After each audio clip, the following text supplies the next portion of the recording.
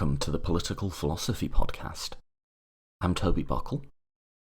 As long-time listeners of the show will know, we've spent a lot of time looking at liberalism.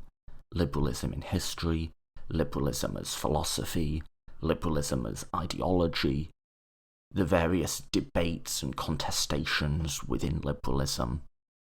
But what's the state of liberalism today? And if you look at Europe right now, it would seem like European liberalism is under attack and is fighting for its life in a way that it hasn't had to, at least in my lifetime, maybe longer.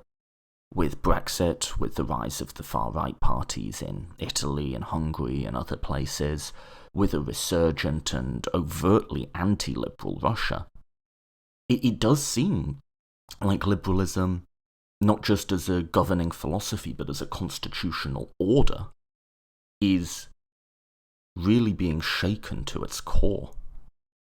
So, what are we to make of this? Both from a theoretical and a practical standpoint. My guest today, to help make sense of all of this, is one of the UK's leading journalists and political commentators, Ian Dunt.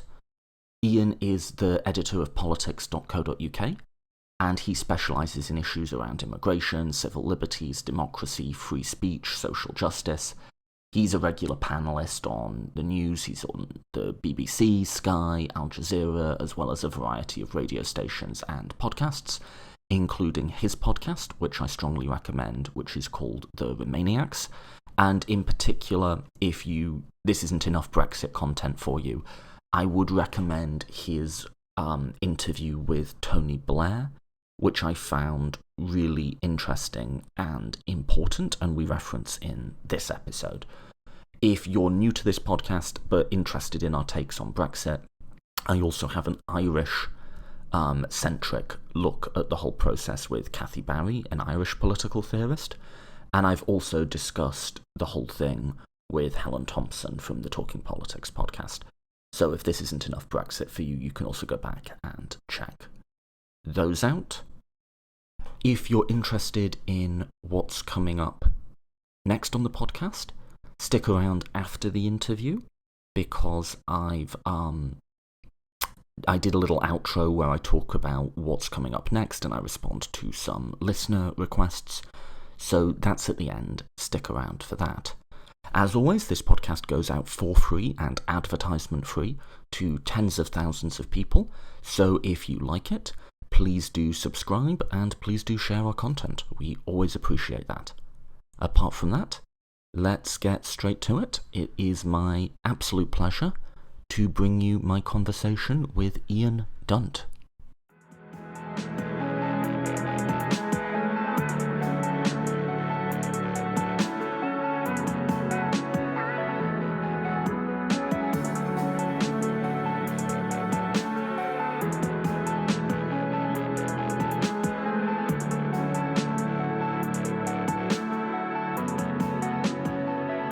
I am joined today by Ian Dunt from politics.co.uk. Ian, thanks for coming on the podcast. Not at all, thanks for having me. So, how do you self-describe what you do, if someone asks?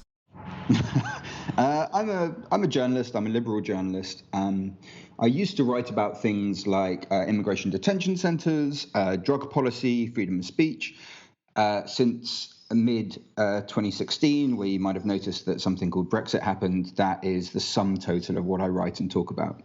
It's an insanely complicated, massive, sort of generationally defining issue. So the truth is, if you're covering Brexit, there's just no bandwidth. There's no time to really be covering anything else. So all of the other issues that I care about and wish to see changed have now completely fallen by the wayside. And my job right now is to slowly lose my mind on Twitter about the inadequacies of our politicians and the way that they're conducting Brexit. So I've done Brexit a couple of times. I did it with Helen Thompson from the Politics podcast, and I did it with Cathy Barry, an Irish political theorist. And both times I found myself asking the same question, which is like, how are you doing? Like, how are you holding up? You know? Yeah, there's quite a lot of that. And the funny thing is as well, when I talk to American journalists, or when you sit down to have drinks with American journalists in London, you have this almost competitive grieving process that you go through, where they sort of sit there and go like, well, we're in the worst possible place we've ever been. I see no light, no sense of hope. And then you sit there and go like, yeah, no, that's pretty much exactly the same and exactly how it is for us as well. So there's this incredibly weird thing. The only gap, really, I guess, is that Trump is more grotesque to me than Brexit is. I agree. However, he's less of a system-level threat to the way that the country operates. The kind of changes that they will make as a result of Brexit are you are in the proper engine room of the country, messing around while drunk off your face on nationalism with some pretty key levers that dictate the way you do trade, your economic life, and even your political character. So on that basis, Brexit's more boring and not quite as morally obscene, but it threatens longer-term negative consequences for the UK. Yes. Yeah, that's got to be right. And we'll return to the Brexit thing.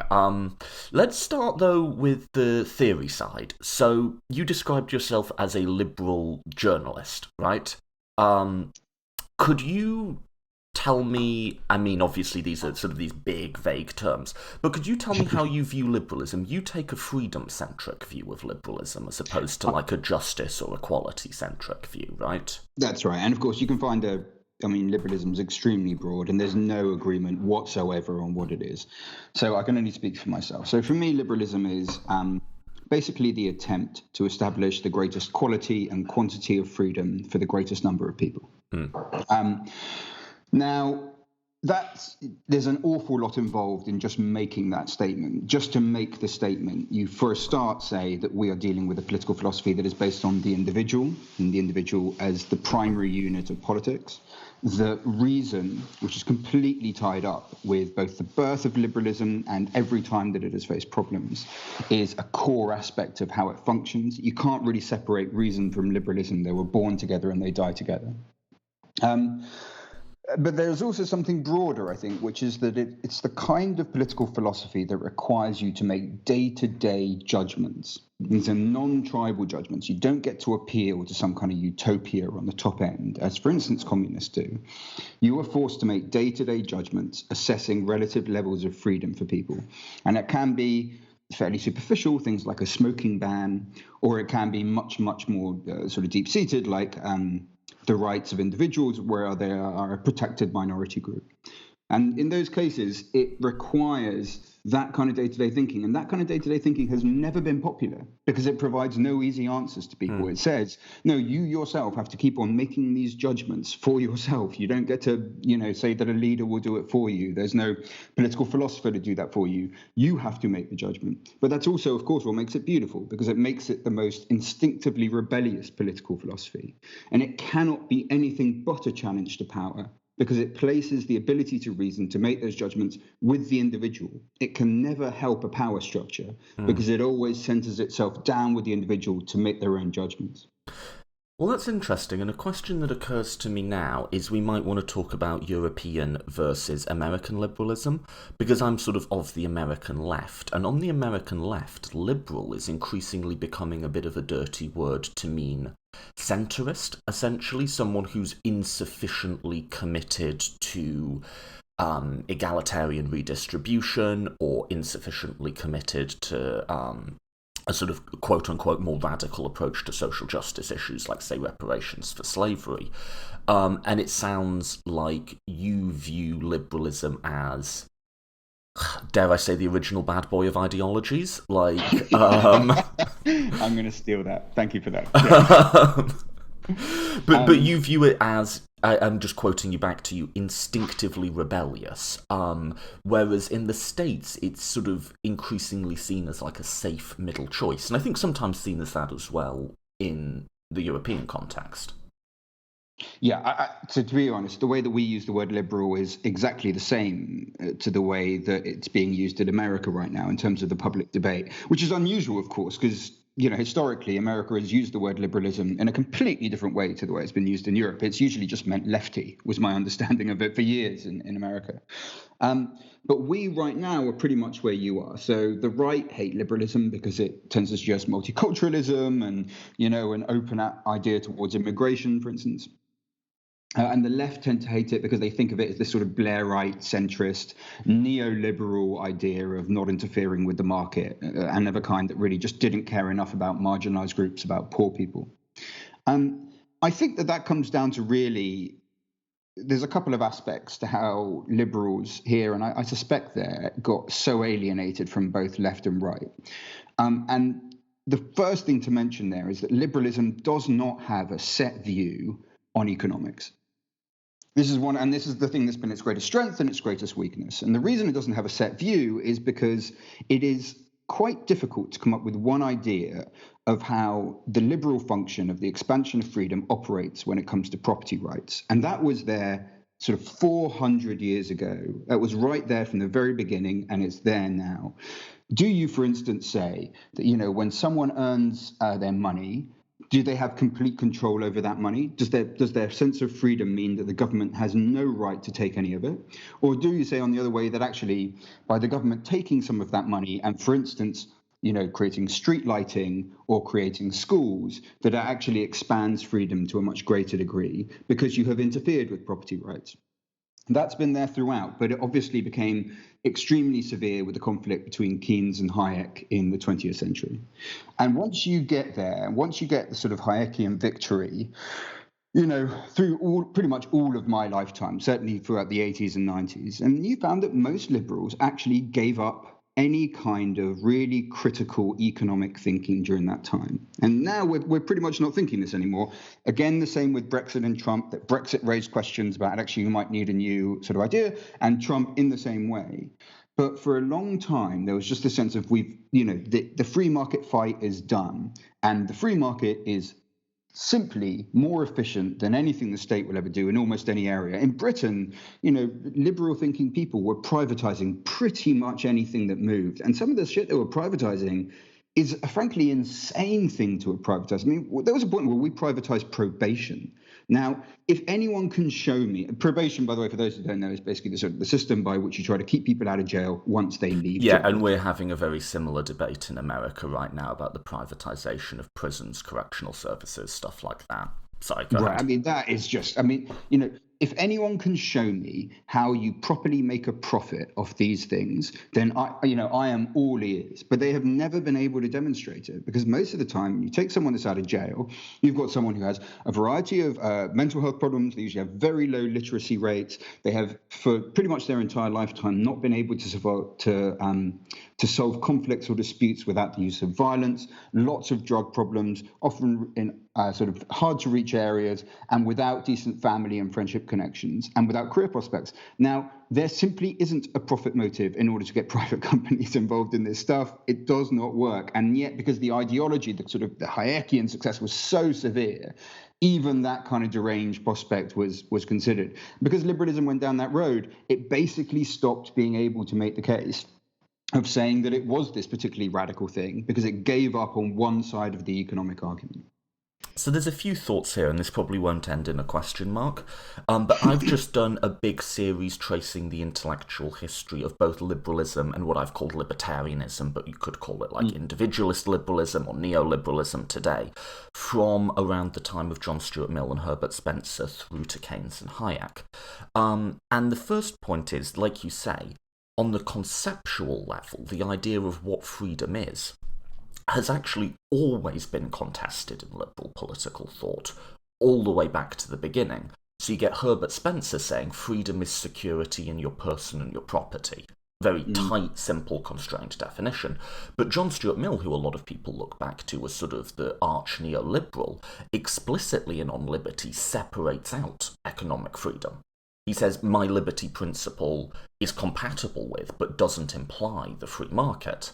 That, your economic system should just be whatever.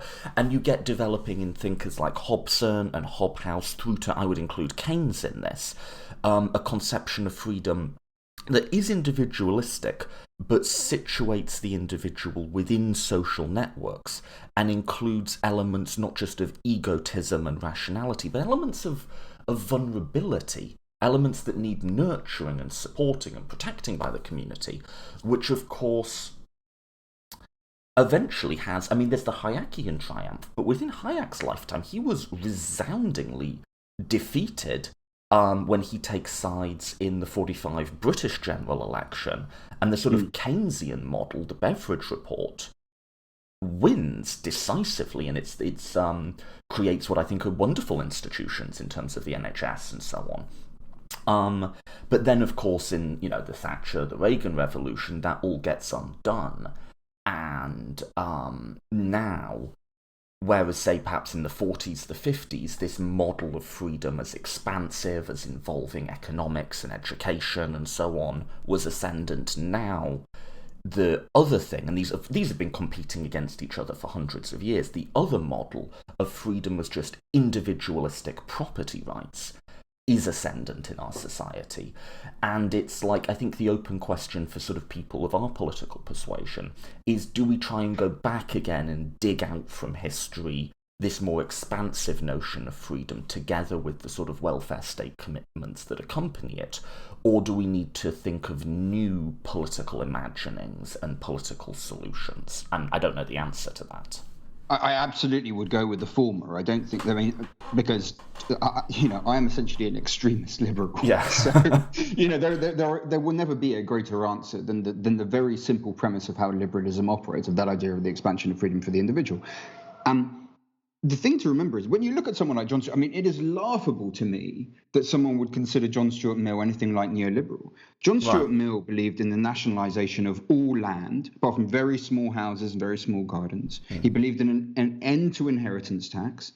He was open to nationalisation of several kinds of utility. An end to inheritance, not to inheritance tax, right? I'll beg your pardon. Yeah. Thank you so much. Yeah, quite right. An end to inheritance, exactly. I mean, this was a man who was quite liberal. I mean, the thing to look for, as well as on social issues, light years ahead of his time on women and stuff like that. Yeah.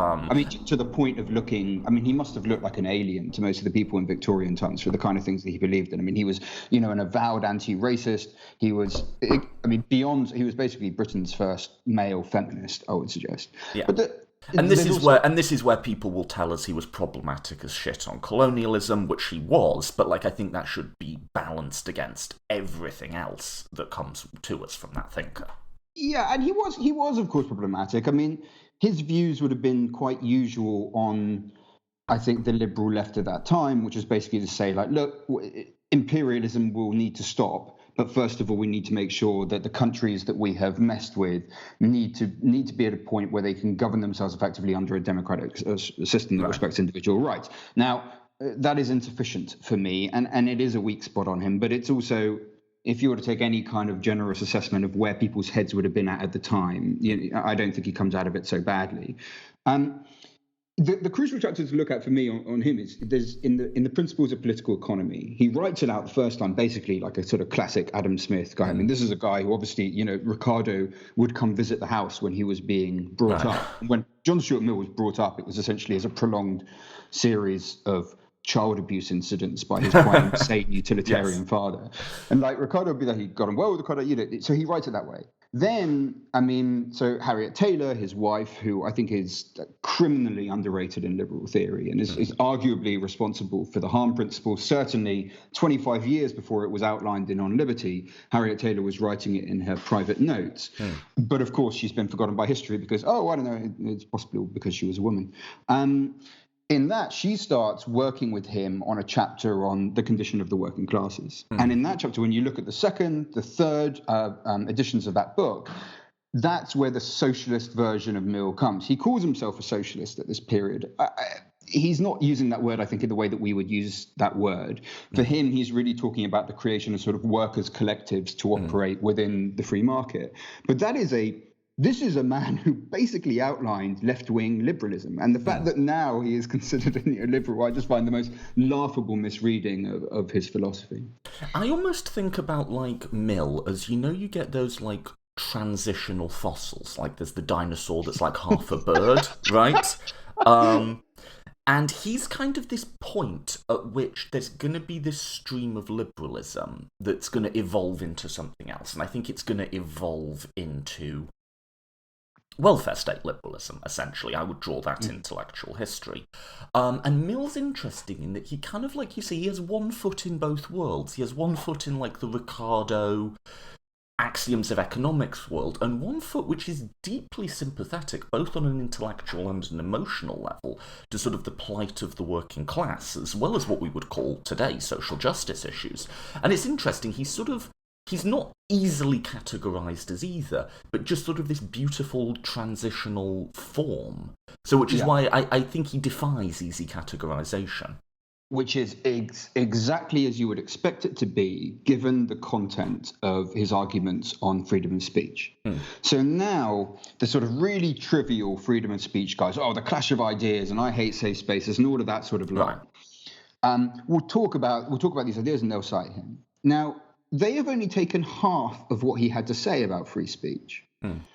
First of all comes opposition, and what he demands from you is a considerable degree of confidence and of inner steel to go up against, he says, not just any argument that counters yours, but you need to find the most powerful argument that counters yours, the best constructed argument, and take it on. But then there's a second part, and the second part is synthesis. Now, he stated, he was obsessed with the idea of half-truth. Right. That in an opponent's arguments, there will be either a lot or even a tiny amount of truth in there somewhere. And it's your job not just to oppose. He hated tribal animosity, especially among academics, but among everyone else. And what he looked for was an openness, a vulnerability to sympathize enough with the opponent to find the sort of substrata of truth in what they were saying. Now, the reason he has that, of course, is because it basically saved his fucking life. Like, he had a nervous breakdown when he was about 20 years old, again, because his father basically committed something tantamount to child abuse by trying to turn him into this perfect utilitarian machine. And he was saved by poetry. Now, poetry to the utilitarians, Jeremy Bentham, to the head of the utilitarians, famously just wrote the whole thing off with a sleight of the hand, was considered this sort of reactionary, facile sentimentalism, especially Wordsworth. They fucking hated Wordsworth. And they were right about that part, actually. So anyway, when Mill finds this stuff, poetry is what gives him this first inkling of feeling, that he actually can find emotions within him once again, that he finds a reason to live. And from that moment on, he's obsessed with the idea that your opponents will have arguments that are true, and that it is your job not just to argue with them, but to find that truth. So it's therefore completely unsurprising that he should be this nuanced, complex intellectual figure, because that, of course, is at the heart of his entire idea of what the battle of ideas entails. Okay, so this is skipping a little bit ahead in the interview structure, but there was a bit from Mill that was coming back into my head when I was thinking of this interview, which is the bit about living truth and dead dogma. So the idea that if your arguments aren't in opposition and you're not having to defend them against, as he said, real people who really believe them and will do their utmost for them, then it becomes something decaying, something stale, something that's held as received wisdom, much like the various precepts of Catholicism are handed down with very little understanding of them. So this is getting a little bit ahead of ourselves to the practical. I couldn't help feeling that captures the current state of European liberalism quite nicely, in that you now have, in the context of the UK, very impassioned, very forceful arguments for remaining in Europe and for commitment to a certain set of ideals that, rightly or wrongly, Europe is felt to embody, to do with human rights, freedom of movement, and so on, that were never being made before the referendum. And that there's two ways of looking at it, one of which, and I think this is true of Trump as well, is to say, you realise we could have, if you'd have just run a slightly better campaign, none of this needed to have happened. But the other is this sort of dead dogma, living truth idea, in that nobody really defended Hillary Clinton or the EU, and I realise those are very different things, but no one defended them on their own merits. It was sort of this eye-rolling, yes, I know, but kind of defence. And I don't believe, you can tell me, but I don't believe this sort of apocalyptic European liberalism is on its deathbed type of analysis. But what does seem to have happened is that it's got itself into a series of fights that it could lose. And in being in those fights, it's suddenly been brought, as Mill would say, to a living truth. And you see people who are not just defending it in the sort of sense of, look, I know the EU's bureaucratic or whatever, but just vote for it because of the economy. They're really passionately invested in it in a way that they never were before. So I'll pause there and let you get in on that. No, that's great. That's extremely well put. That's exactly what took place. Now, there's a variety of reasons for that. First one was social liberalism was... the EU is part and parcel of a broader anti-liberal attack. I mean, we're speaking in the morning of a day that Vladimir Putin gave an interview saying that, liberalism is now obsolete. And what's going on with Putin is what's going on with Viktor Orban in Hungary, is what's going on with Salvini in Italy, is what's going on with Trump in America, and it's what's going on with Brexit in Britain. It's the same process that we are seeing take place, which is an assault on liberalism.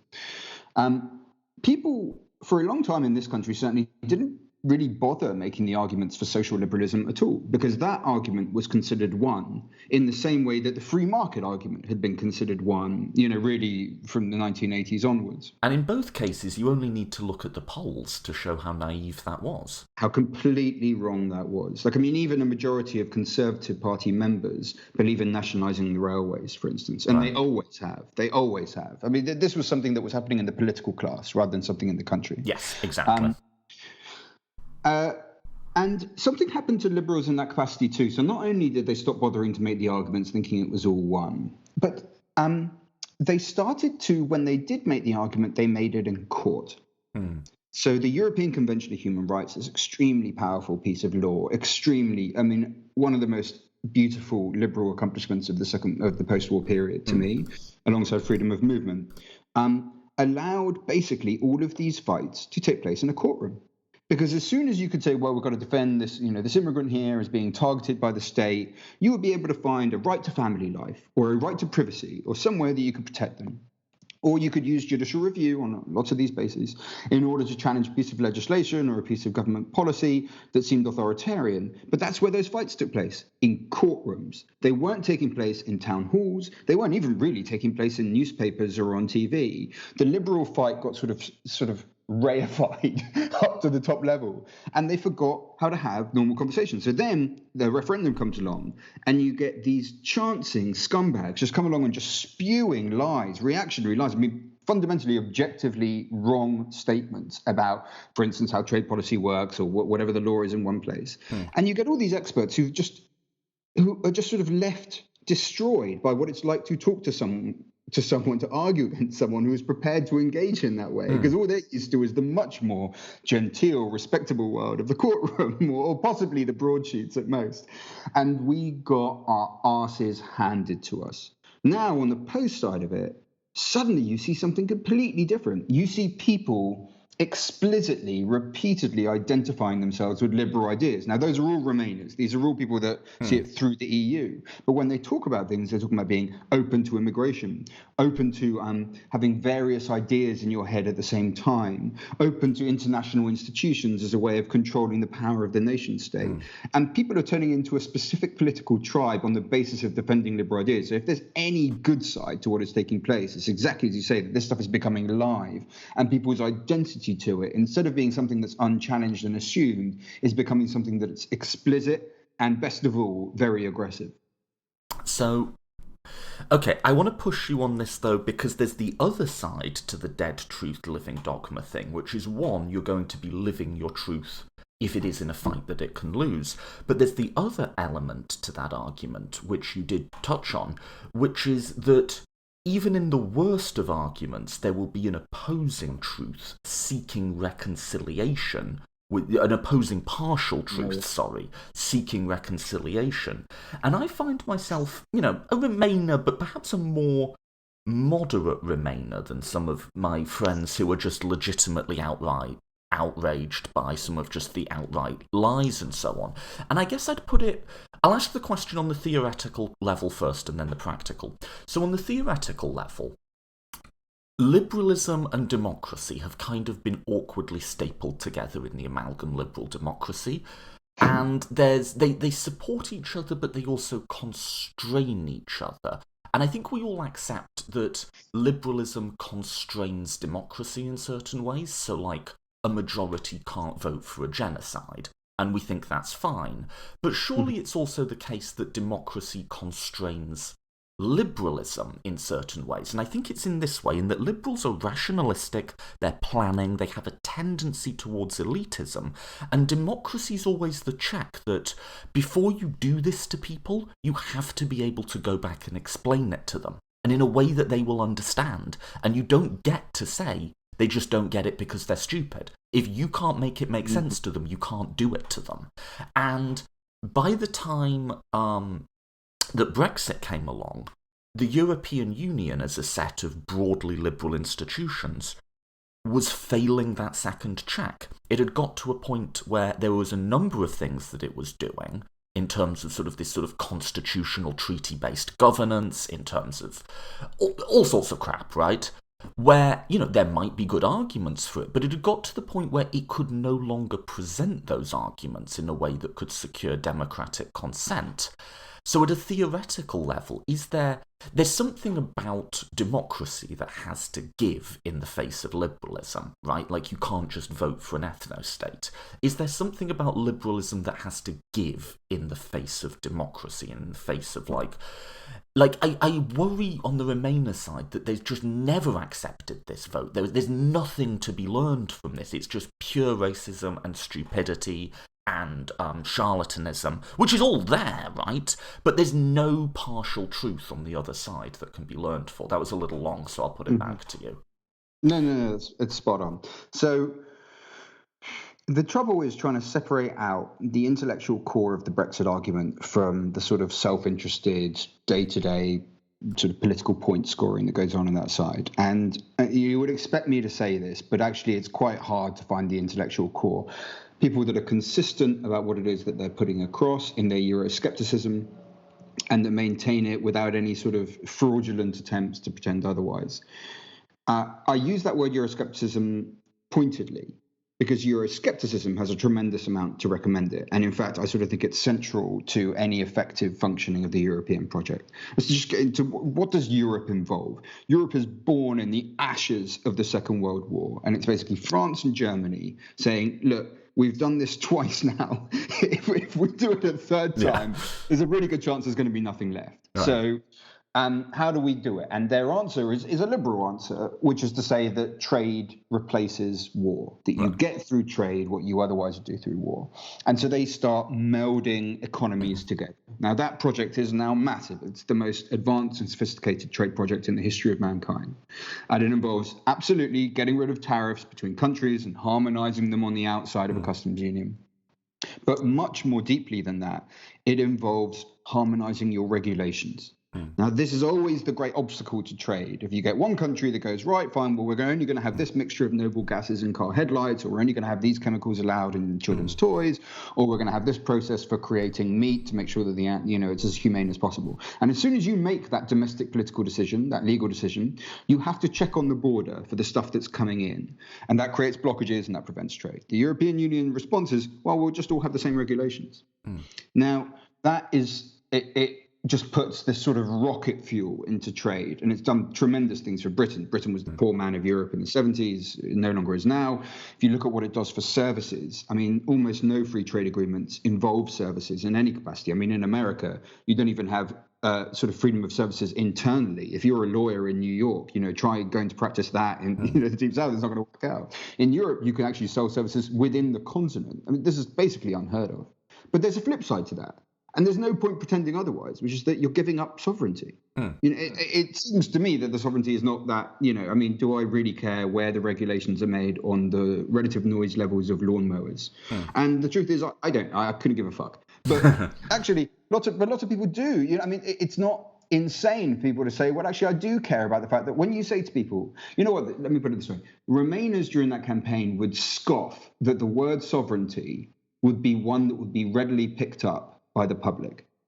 They thought it would just sounded a bit posh, a bit academic or whatever. But of course, when you say to the public, where do you think we should make our decisions? Do you think we should make our decisions for ourselves, or do you think the Europeans should make them? The public were very strongly like, fuck no, we should make our decisions for ourselves. And that argument is not a poor one. And more than that, I do think that if you're involved in a project that is centralizing power, not just from the local level up to the central level of a country, but from countries up to a sort of a multinational institution, you need to be pretty vigilant about exactly what powers you're pushing up and exactly how you're doing it and what your democratic structure is to assess them. Now, the EU has not been good at that. And it would be much better if there was some recognition of the fact that it needs to radically improve. And it would be much better if it itself realized, given that something this severe has happened, it should probably be taking more steps in that direction itself. However, I do have to point one thing out, which is that despite all of that, the referendum campaign was not lost on the basis of sovereignty. It was lost on the basis of immigration. Yes. And that argument is a very different argument. It's much harder for me to see truth in it because I think it stems from a dangerous, quite poisonous place. And I think it needs to be countered wherever I can find it. But I have thought this, though, in that, like, this should be cause, and it weirdly never is, but this should be cause for the sort of hardcore Brexit people to take a step back and self-evaluate. But that there was such a massive rebuke sent to the EU, and it was clearly intended as a rebuke to them. Should also give them pause for thought, no? In that people, people are not viewing them as democratically legitimate. There's not a clear European electorate. The European Union balked at the thought of having a directly elected executive, say, precisely because they knew that they might elect someone they didn't like. Well, that's the fucking point of having democratic elections, Look, I think that's exactly right. And Europe has a terrible record itself. And the worst part is they know. And there's an amazing interview, I think in 2017, with Emmanuel Macron on British TV on the Mar programme, where they say, what are your feelings on the referendum? Macron says, if you'd held that referendum in France, we'd have lost it too. Now, there was no sense from him that this is a uniquely British. I've heard Italians say the same thing as well. Yeah, well, I think because basically what you're doing is you're putting a referendum to people going, are you happy with the status quo, or would you like to give the system a kick? And their answer was, well, actually, you know what? We're going to give you a bit of a kicking now. So that was mostly when Europe. This actually tells you how wrong some European leaders have got it on the politics. That they often think, what a fool David Cameron was to give a referendum on this when we could have told him the answer would go this way. I mean, that statement happens to be true. He is an absolute moron, and it was a very stupid. And for it to be phrased the way it was. Exactly. Yeah. However, they don't take that second step to then go, why would it always end up this way? Like, what are the changes that we need to make in terms of transparency, in terms of function of the EU, in order to try and improve this? And those questions are not asked. And now they're actually less likely to be asked, paradoxically, because Britain has handled Brexit so catastrophically badly that support for leaving the EU has plummeted in every other European country, because they look at it and think, well, if we want to all hate each other, including our own parents, and be lost in 3 years of the most abominable, interminable trade geekery, all so that we can lessen our reputation as a country and end up weaker, then we'll do this. But seeing as nobody ever wants to fucking do that, now Euroscepticism is actually, strangely enough, down. But I don't think in the short run, Brexit has been quite useful for the EU because it's allowed us to be made an example of, for lack of a better word, right? We are serving as a cautionary tale right now. But in the long run, it's allowed them to bury problems which are going to resurface eventually, namely that, to put it simply, they've failed to secure the consent of the governed. And they've failed to secure the consent of the governed not just to a particular political party, but to a constitutional order. And that is not going away. And I think there's an attitude. Now, that sits uneasily with the sort of liberalism that you fleshed out, if nothing else, because it's not rationally derivable. Like consent of the governed, nationalism, all of these things are emotional commitments that people have, but part of the sort of great historic compromise of liberal democracy is that you do have these two slightly conflicting values sitting together, and both of them have to give a little bit for that deal to make sense. And you now have I'm going to say one line that bugs the shit out of me that Remainers always say, is they say constitutional change shouldn't be decided by a plebiscite. Because people didn't know what they were voting for and they don't have enough information, and cool, how else would you want to decide it? Okay, so I don't say that thing. I don't think it's helpful. And I know the kind of cultural background between when people talk that way is that kind of sneering superiority. However, I definitely am not a fan of referendums anymore. And certainly, I think you have to be very hard pressed to look at the way that we are discussing these matters right now and think that anything healthy is coming from the debate. Because the reality is they are tremendously complicated, and you could take aspects of it and hold votes on that, and that potentially might work.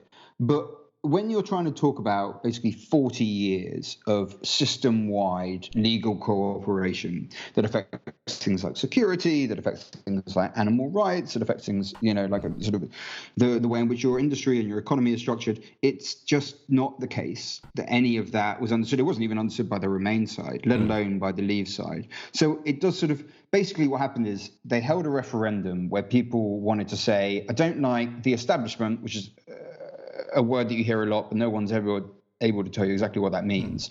And I don't like David Cameron, the Prime Minister, so I'm going to give that a kicking. And the cumulative effect of that, people have been aghast to learn, is one of the most fiendishly complicated generationally defining issues they could imagine. So on that basis, I have to say, it definitely doesn't feel like this has been a very good way to do things. However, on that point of lack of consent in the European project, look, that there is an issue there. Now, you can make the case. I think you're fundamentally right there. I mean, you're fundamentally right with a couple of bases of, first of all, almost any time you give people a vote on this, they vote against it. So the French did it, back in sort of early noughties. The Dutch did it in the early noughties. The Irish did it. The Brits have done it. Now, in those other three cases, they asked again until people changed their mind. That was on the Lisbon Treaty, not quite on in-and-out membership. But nevertheless, we still seem to keep on getting this result. We also have voter turnout levels during European elections, which are usually in most countries around sort of 30s or 40%. And so given the fact that you're not getting over 50% in countries where you do get over 50% on a general election vote, that suggests that there is a consent problem here. It's not a done deal, though. On the other side, you find that most people in most countries say they want to remain. Most people do feel European and support the European Union project. There is a system in place there that offers quite a decent degree of scrutiny. I'd say the European system is very good on scrutiny of legislation. What it's very bad at is exactly where did this legislation originate from, which is mostly sort of the council, which is elected head of state, but a bit shady, and then the commission, which is sort of the civil service, but is also shady as fuck, frankly. And then a sort of a softer point of how is it that the EU conducts itself? Now, no one in their right mind would ever watch a debate in the European Union because it's so powerfully dull. There's none of the structure of scrutiny that actually encourages popular investment in it. They've been really bad at that. And that's because it is ultimately a trade project with these other trappings underneath. So it's particularly vulnerable to becoming very technocratic and quite aloof from the public. But I think there's that thing where you just have to say, do better. I think there's this argument of, we couldn't possibly explain it to the common man because it's so technical. Do better.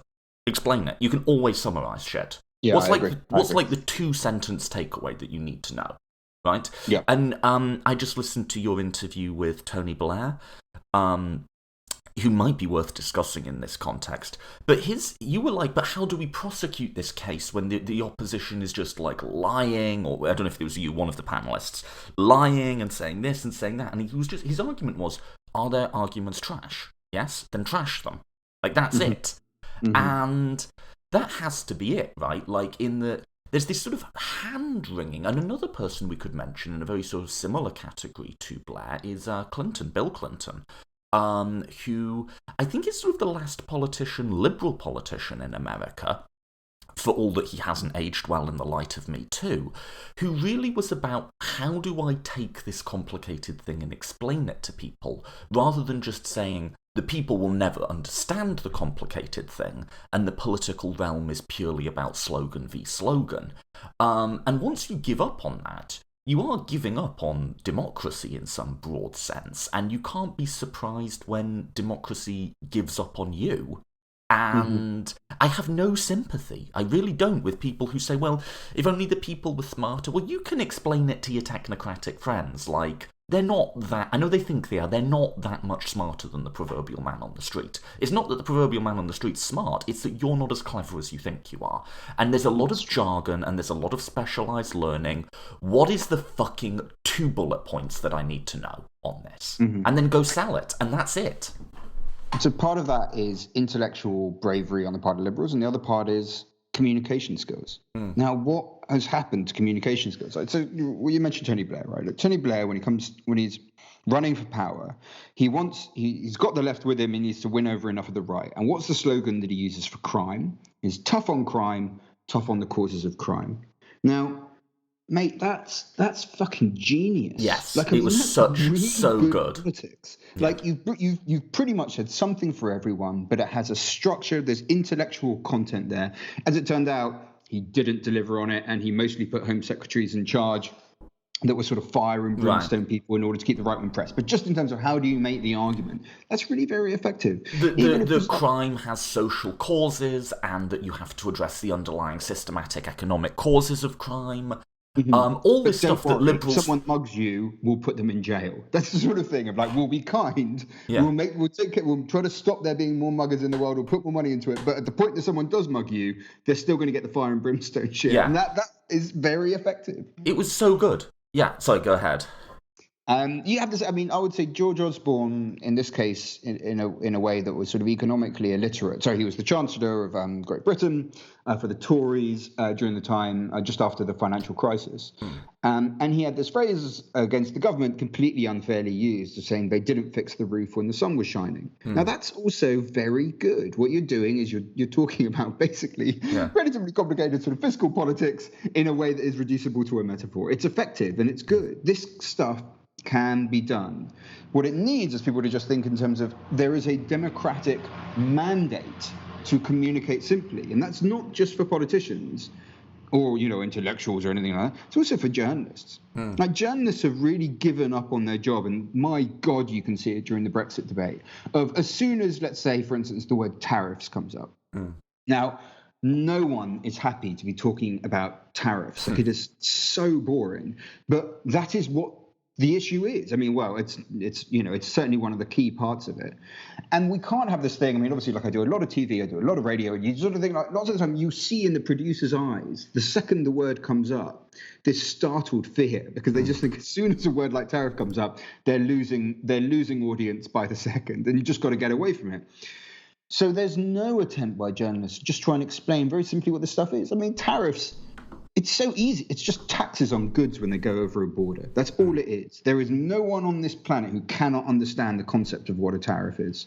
But the terror of thinking that once you go into any degree of complexity, it can't be done. And so what kind of political coverage you get? You basically get political soap opera. The entirety of the BBC's coverage during this, which is a fundamentally technocratic debate, that's what it is at its heart, that's what the negotiations are about, has been basically about who is saying what about who in the British cabinet. And is essentially it's really a betrayal of voters because it doesn't hand them the tools with which to form independent judgments about what is going on in the world around them. So it's not just politicians as well. I have to say, my own guys, journalists, we've been having an absolute fucking dreadful time doing our jobs and just haven't been doing it up to the required standard. So I did want to ask you this. So on the practical level, what's wrong with this view? Now, I think for reasons that we can get onto, this view is no longer viable now, but maybe say like in the first year after the Brexit referendum, something like that, which would be, I voted Remain. I wasn't thrilled by the Remain side. I thought their arguments were dead dogma, not living truth. But fuck it, they were the better arguments, right?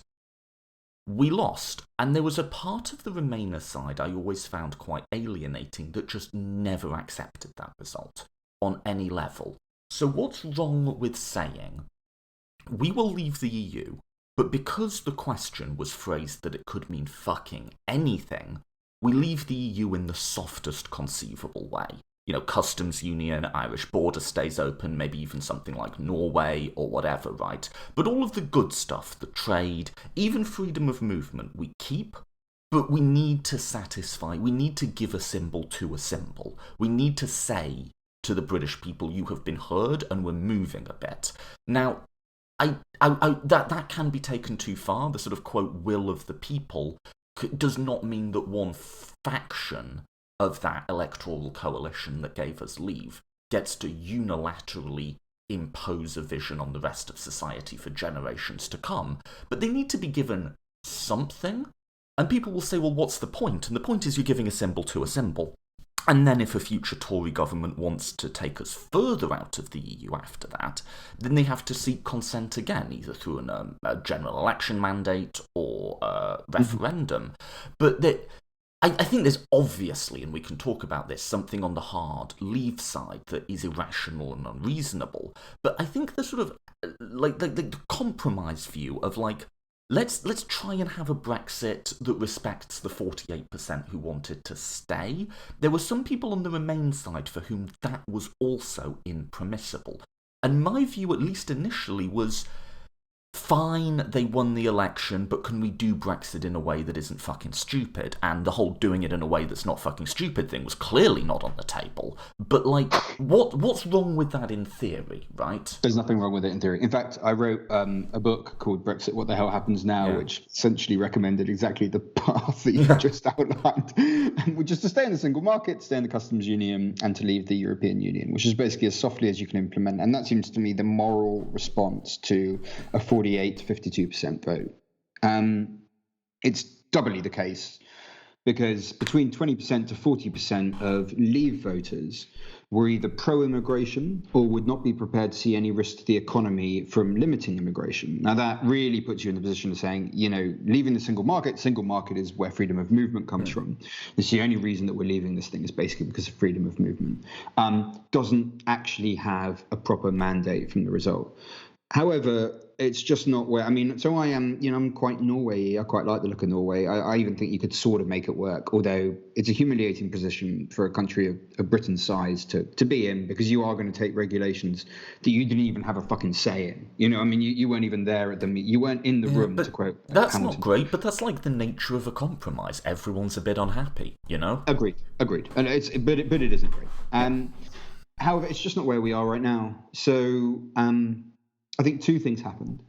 The first thing was that, and let's be honest, it's not a debate. It's not about tariffs. It's not about trade. It's not about any of that shit. It's about identity. That's what the Brexit debate is about. It's a culture war about identity. Do you want a closed country? Do you have a pure idea of your national culture? And, you don't have to work with others. You don't have to take on immigrants. Or do you have an open, more cosmopolitan view that is more open to a variety of ideas and a variety of people? That's what Brexit's actually about. And in that context, it very quickly turned into this insanely tribal dogfight. In the opening moments after Brexit, in the first few months, about half of Remainers accepted the results and said basically they wanted a soft Brexit. They wanted a Norway. And they were calling for it. Many people were making that case. And they were told that they were thwarting the will of the people. They were told that they were betraying the vote, that they were getting in the way. As it is now, Leave has become so radicalized that not only is staying in the single market a betrayal of the will of the people, not only is the customs union a betrayal of the will of the people, but Theresa May's deal, which leaves the customs union and leaves the single market, is by any objective assessment of the options available to you a very hard form of Brexit, is also considered a betrayal of the will of the people and trying to thwart Brexit. During the Tory leadership campaign 2 weeks ago, people said that Michael Gove, who was a politician who was literally one of the leaders of the Leave campaign, was a Remainer trying to sabotage the results because he wasn't prepared to put an absolute arbitrary date on when the negotiations would end. So essentially it's a radicalization process where anyone who raised any question against the will of really quite a small sliver of very powerful leavers was considered to be betraying the will of the people. So if you're going to get told that you're betraying the will of the people because you want a compromise solution, very quickly you kind of give up patience in trying to find the compromise solutions with people who treat you like a sort of terrorist witch for having suggested it. Then there's this sort of extraordinary this extraordinary sort of movement that took place where the government just started cocking up so badly. I mean, so Yeah. strategic. I mean, the strategic ineptitude was The last year and beyond a what I could half of imagine. May's premiership was something else. I mean, quite incredible. And when you knew anything about the issues, she would say things that you knew were she had to know they were a lie. Or the best case scenario was that she knew that they were a lie, because if not, she had so little contact with the reality of the situation that that would be more worrying than her cynicism in the other direction. And she would do it just to survive another day, building up all these problems for herself in the future, making no bridges, no attempts to reach out to anyone at all. And so after that, if you're someone that argued for Remain, after years of watching the government live up to every single one of the worst nightmares you had about how this would go, you sort of think, well, you know what, fuck this, and double fuck it if they're going to tell me that I'm also betraying the will of the people if I even suggest a compromise. So now, pretty much all of the Remain voters are back supporting Remain. It is almost completely consistent. So you have about 10% of Remainers are still open to some kind of compromise arrangement, and about 10% of Leavers are still open to some kind of compromise arrangement.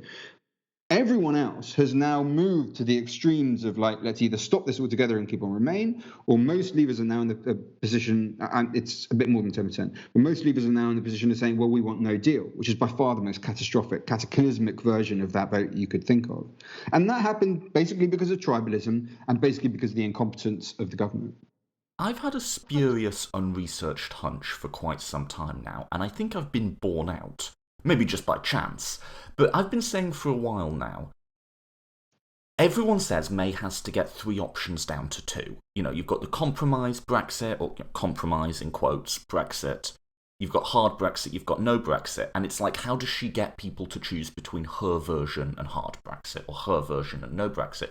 And I've been saying for a while now that I think when it comes down to it, it's going to come down to hard Brexit versus no Brexit. Because people really believe in them. No one ever really believed in the compromise. Delusionally, in the case of hard Brexit. And I think, you could talk about the politics of not just imagination, but the politics of fantasy in the case of hard Brexit.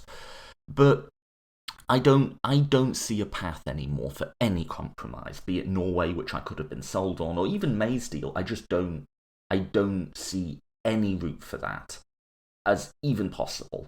And I think it'll either be hard Brexit or no. And I don't know how we'll get to that final decision, but that'll be the showdown, I think.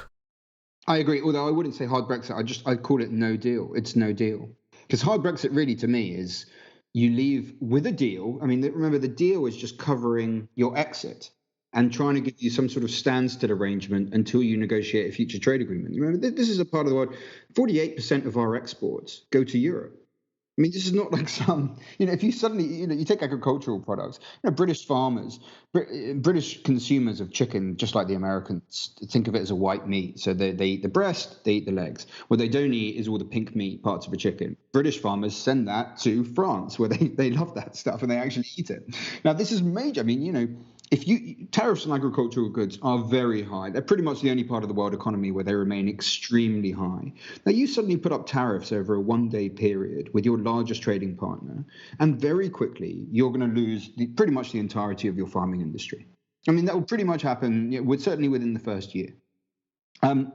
In that scenario, you want a standstill arrangement, and that involves having a deal with the EU that covers your budgetary payments, keeps things as they are while you organise some kind of other deal and make sure that citizens' rights are respected. To me, hard Brexit is saying we're going to keep that divorce deal, and we're going to organise a future trade arrangement later outside of the single market, outside of the customs union. That's hard Brexit. What they're talking about now is no deal Brexit, and they have deified this process. And the reason is because of that thing that you alluded to right now, that idea of fantasy.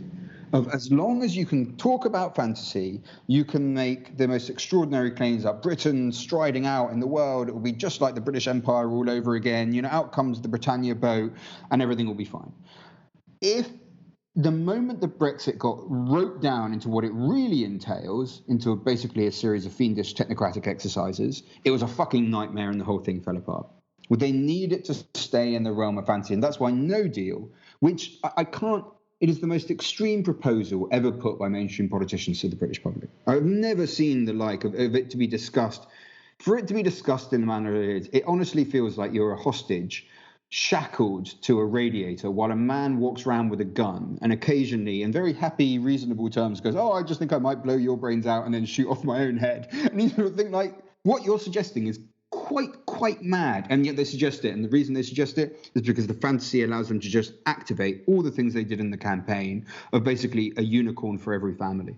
Yeah, and so this is where, like, I've been... Let's close on this because we're coming up on time, but I've been more cautious of the Remain side than most Remainers.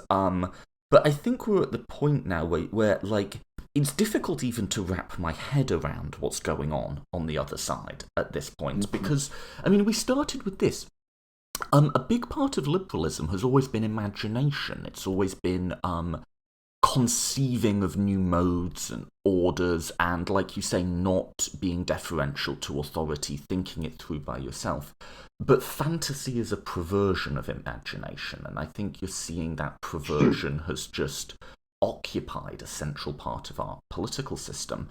I don't know if you saw, there was this fantastic poll recently, fantastic as in, like, just fantastical, of the Tory party membership, where it said, what price would you be willing to pay for Brexit? And, like, clear majorities were saying they would be willing for Scotland or Northern Ireland to leave the Union in order to secure a Brexit. So it's not just you want your country to have borders, you'd rather have borders than have a country. And it's not even that you can't even make theoretical sense of it by just very heavily weighting in democracy against liberalism. We talked about that balance. Because the one thing they wouldn't trade off is they wouldn't trade off Jeremy Corbyn being Prime Minister. Incredible. So you're willing to pay any price except honouring the outcome of a democratic election. So there's no theoretical sense to be had of this. It's just you're committed to a vision which on some level you must realise isn't realisable. I don't know. What are we to make of this? It's incredible, right? As in that it is not credible. No, of course not. It's quite... that poll was one of the most startling and depressing things that I'd seen in a really long time, because it's basically people going completely mad. That's what that poll is.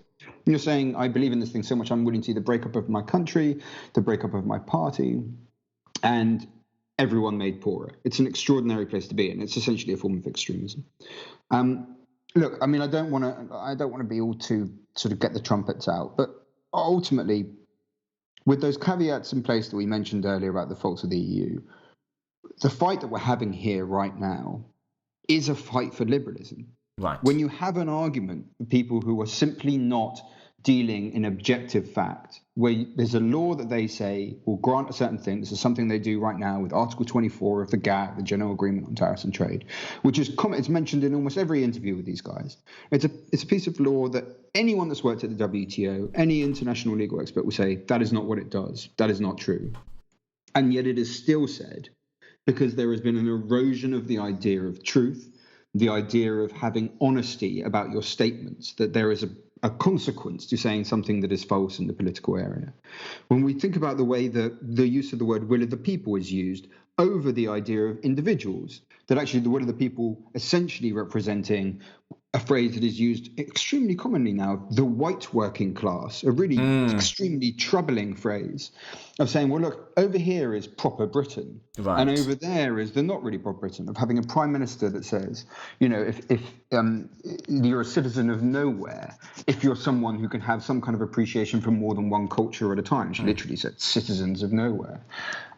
The approach towards immigration and towards, which I would say is part and parcel of a standard attack on minorities that we've seen throughout history, that we've seen towards Catholics, towards Jewish people, towards gay people, towards Cossacks.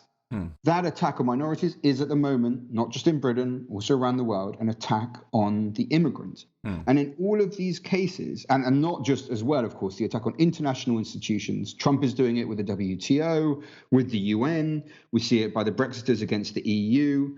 These are quite conscious attacks on liberalism.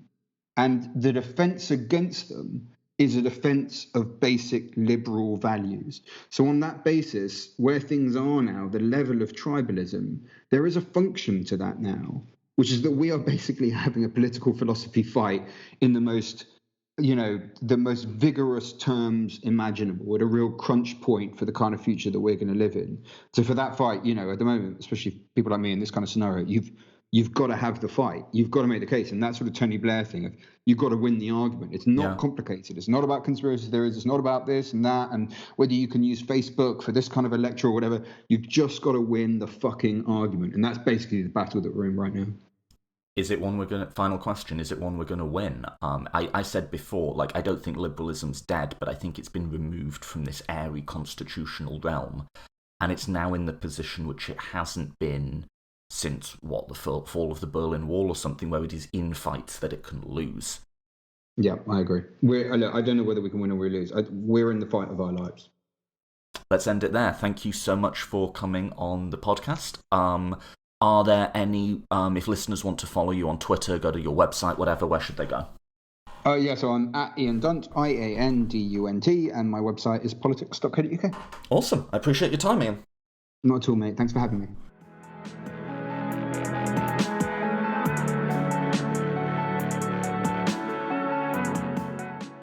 Thank you for listening to the Political Philosophy Podcast.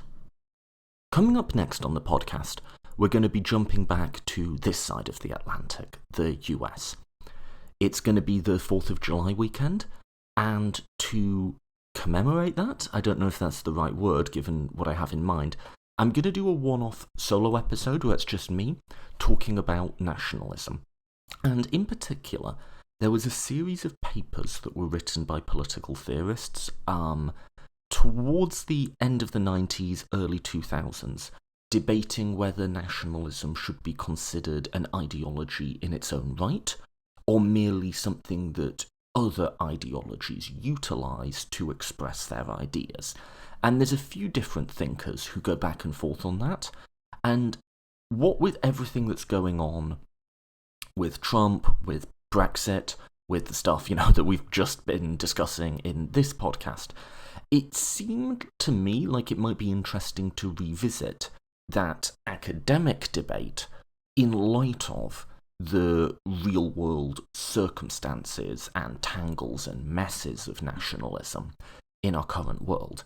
After that, by listener request, a lot of people have asked me to cover the 2020 election and the Democratic primary.